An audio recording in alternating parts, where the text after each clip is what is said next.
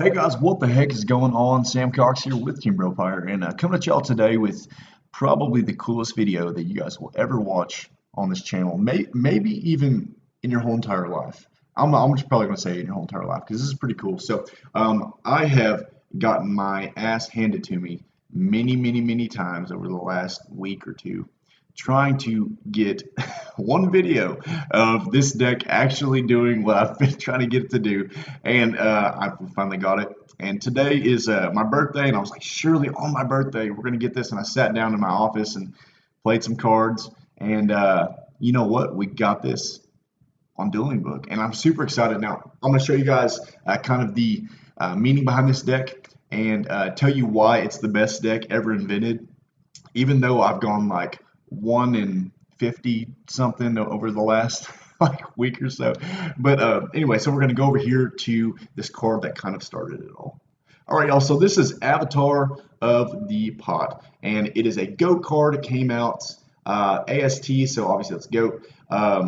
It says, by sending one Pot of Greed from your hand to the graveyard, draw 3 cards from your deck.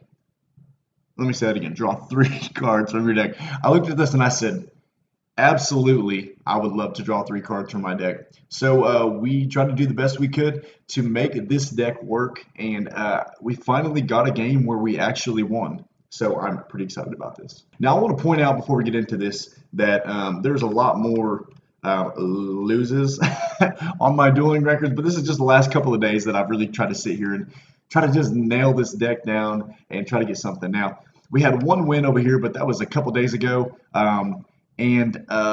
Yeah, we didn't really, it wasn't really that great of a video, so I just kept trying and trying. But over the last, I don't know, 48 hours or so, I had a lot of spare time, and I just wanted to try to see how many loses I could get with this deck. I think I lost like 40, 50, almost 60 times or something. It was kind of crazy. But we finally got a win, and I'm pretty excited about this. So this video goes out to everybody that said I would never be anything in life, all the bullies in school, and all of the people that thought that I would never do anything cool with my whole entire life. I just want to let you guys know that we drew Exodia using Avatar of the Pot. Here is the replay that we're going to be showing you guys today. I want to give a shout out to everybody that I annoyed on Dueling Book trying to actually record this video. There's a lot of people that just kind of had to sit and watch this bullshit. A lot of people that were actually trying to be serious, and I was just trying to get content. So you got to do what you got to do. And to make this fair, I wanted to make sure that I got some sort of credit for this. So I played nothing but ranked goats on Dueling Book. I didn't want to just play like the random matches of all the newbies and that kind of stuff. I just played ranked. So I didn't want to just have anybody be like, well, you didn't even play anybody competitive. Guys, this was in the most competitive online circuit that you can get in for GOAT format. So here we go. And I finally opened up the combo. I do that every once in a while. But you have 1 Pot of Greed in the whole entire deck, and then you have 3 of this guy. Every once in a while you'll open it, but luckily I opened up a Heavy Storm with it. So we just kind of go off from right here. So we summon Avatar of the Pot, and then we discard this Pot of Greed and draw 3 freaking cards, and it's so cool. And then next, looks like we're going to probably do spell reproduction. I play this card in this deck with a lot of spells so that we can just keep recycling the Pot of Greed from the grave and just keep trying to draw 3 cards, 3 after 3 after 3. I think we end up doing this combo 3 or 4 or 5 times throughout this whole entire game. It's pretty cool. So we get back the Pot of Greed. Avatar of the Pot activates its effect again. And then we send Pot of Greed to the grave, draw 3 more cards. Now, other cards that we play in this deck are things like the Koichi Faith, Dark Factory of Mass Production, because it allows you to discard things like, the Exodia pieces or whatever off of things like Charity, and then we can just add them back or whatever. Or sometimes if my opponent has both knock already used or something, I'll kind of use them as like chump blockers. Guys, listen, I'm just trying to draw Exodia, man. That's all I'm really trying to do right here. So don't judge me. This guy is really cool. So we're gonna fast forward a little bit. Okay, so he knocks the Dekoichi. I play Dekoichi in this, and I try to set it pretty early on, just so they can deck thin by 3 for me, and just try to get cards out of my deck. That's what it's there for, to draw more cards anyway. So right there, we activated Avatar of the Pot again by discarding it and drawing 3 more cards. This guy's smart. He goes Torrential. I think he realizes that all those scapegoats on his side of the field aren't really going to do anything for him because I'm really not trying to attack. So, yeah. Right here, what we're going to do, we're going to set Faith, or we're going to activate Premature, one of these things. Okay, we're going to set Faith. And he gets into a knock with the Merchant. Oh, yeah, I forgot about this.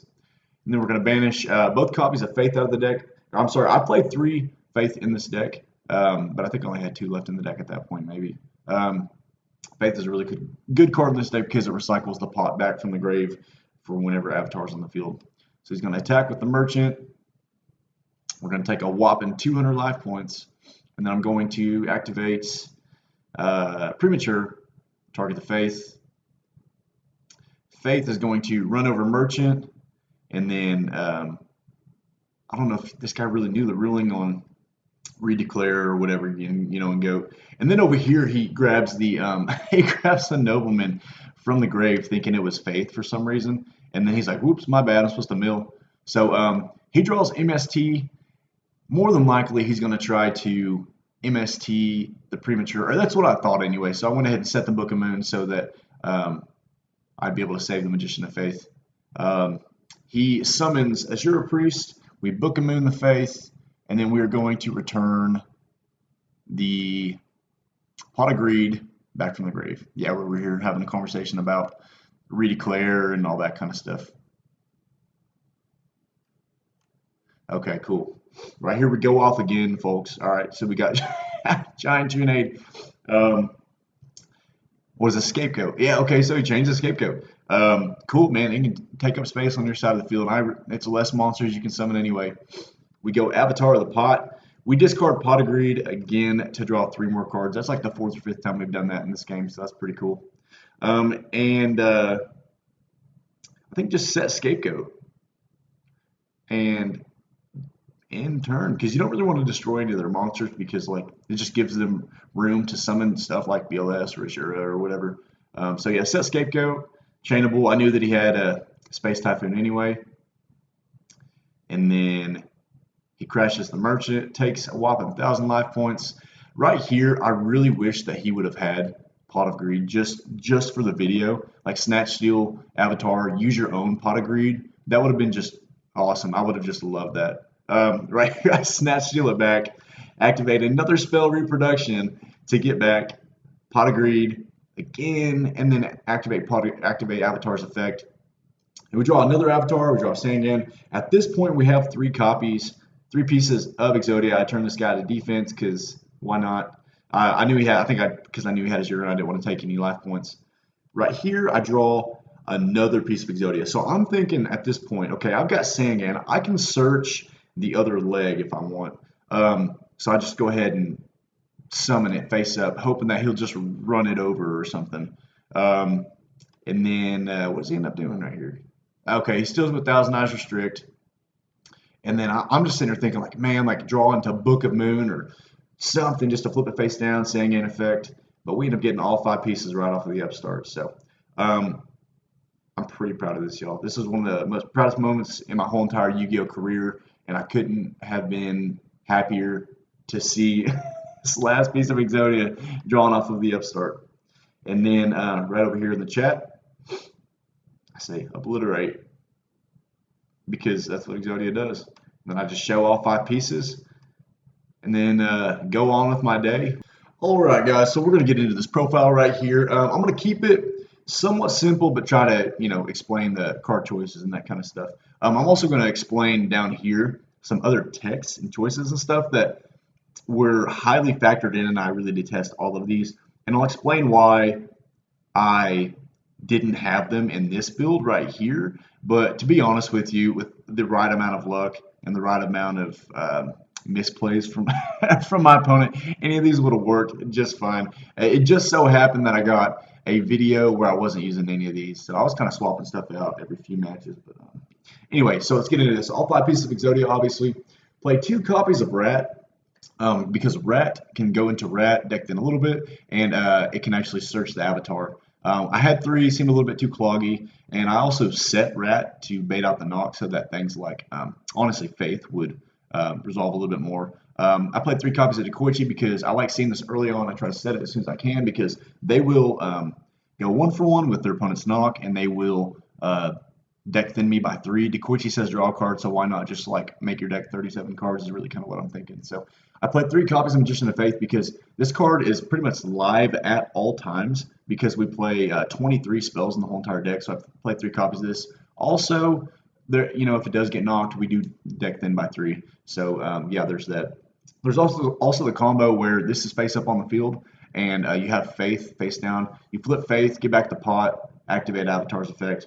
Sangan searches every monster in your whole entire deck, literally every monster. I want to point out, it's not down here, but we were playing a couple tomatoes for a little bit whenever I was playing a Cyberjar and Mimic, but we ended up just going with a different build for this lucky video that we got.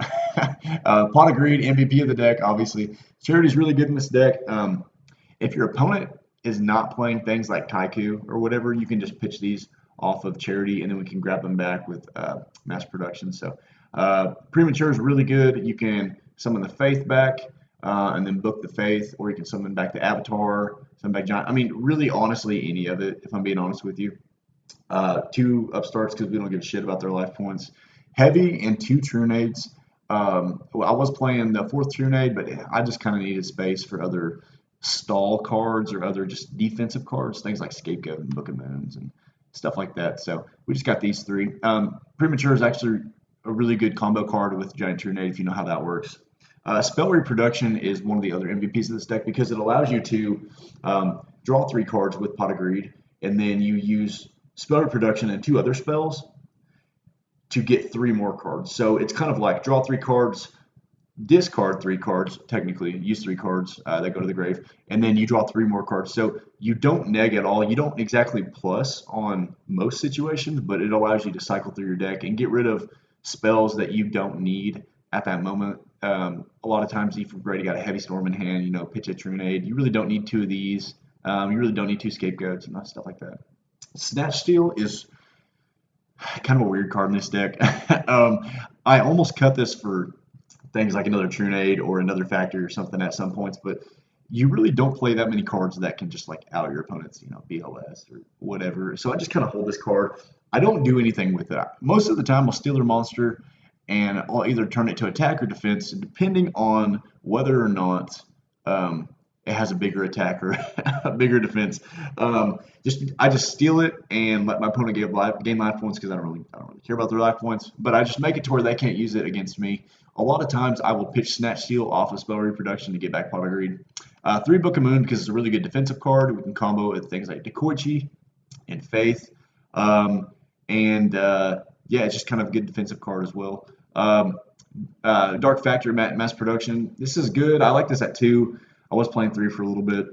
But yeah, again, this allows you to pitch things like the Exodia limbs, not the head, the Exodia limbs off of things like your opponent's duo, your Charity, that kind of stuff.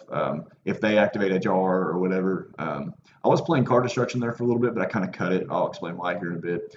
Metamorphosis was cool. It combos well with Snatch Steal. Like you can steal your opponent's BLS, go into Gatling, and I like stealing my opponent's Sork and then going into Ojama King just because it has 3,000 defense. I also like make 1,000 Azure Strict to stall. I won't even attack or anything. I'll just literally steal their monster, just sit there. So that's pretty cool. So that's the whole main deck that we ended up winning with. We didn't really play Giant Rat in this video. I think that it was either still left in the deck or we discarded it off of something. I don't really know what happened there. But anyway, so going into the other cards that can be used in this deck, Dark Mimic, same reason because of Dekoichi. And honestly, you can use this card instead of Dekoichi since we're playing Metamorphosis, but Dekoichi stats are just a little bit bigger. Sometimes it matters, they would also like steal the Dekoichis sometimes, like with Creature Swap or Snatch Steal or whatever, and then I could run into it with Rat because they're both 14. So that was kind of a weird scenario that I decided to keep Dekoichi. 2 Nox, just really defensive card that I ended up taking out after a few games. Jar, if this was a spell, like if I could run 5 Upstart Goblins, I totally would. The only reason I'm not running this is because it's a trap. Like if it was a quick play spell, I'd run this card all day. Um, MST was kind of the same reason. I'd probably played Trunade before I played MST, honestly. Having a third one of this isn't bad. It's just kind of cloggy. Cyber Jar is kind of weird because okay, so I played this card for a little while, but like if you're playing this and you have to special summon your Exodia pieces, you don't want your opponent banishing them. If your opponent banishes them, we in this build we we don't have a way to get them back. So that'll kind of be GG. Like Cyberjar was good for a while, but then like I would special summon them in face down defense, and they would like activate Nobleman on them or something, and then I face them. Summon them face up attack, and then they banish them with BLS or Sork or whatever. So I just end up taking Cyberjar out. Morphine Jar, I kind of cut this and card destruction really for the same reason that you can't use either one of these if you have the Head of Exodia, because you can't return the Head of Exodia because mass production only returns normal monsters. So for the last one we played, it was Exiled Force. This was really just because we played Premature and Rat. Those both kind of combo with it. And the same reason because the Snatch Steal just offered some sort of reactive card to like problematic stuff, that because like this card will just lose to BLS all day long. So you know, I feel like, you know, stuff like Snatch Steal and Exiled was good against BLS and whatever. I mean, I'm really not at the end of the day, y'all, I'm really not trying to make this deck competitive. I just wanted to win with it and just kind of show you guys like, hey, here's the deck profile. Let me know if you guys have any other ideas or text or anything else that we could use to make this deck really cool. I would love to hear it. I was playing Reload for a little bit. I mean, I tried out like so many different cards, and you can only put 15 in the side, but these were all kind of cards that I tried out too. But yeah, guys, let me know. Let me know down below if you guys have any other cool texts. Let me know that this was the coolest video that you've ever seen on YouTube. I would really appreciate that also very much. Down below in the description, feel free to check out all the links, links to my YouTube, my band's YouTube, my band's Spotify, my Instagram, my Twitter, all that kind of stuff. I'm going to be making a Patreon pretty soon. I really need to kind of get more serious about this YouTube thing. I feel like if I did that, then I'd probably stay on top of stuff. So if you're watching this video in the future, maybe there's a Patreon down there. Check it out. Check out all the links. Thank you guys so much for watching, and I really do appreciate all the support, and we'll see y'all next time.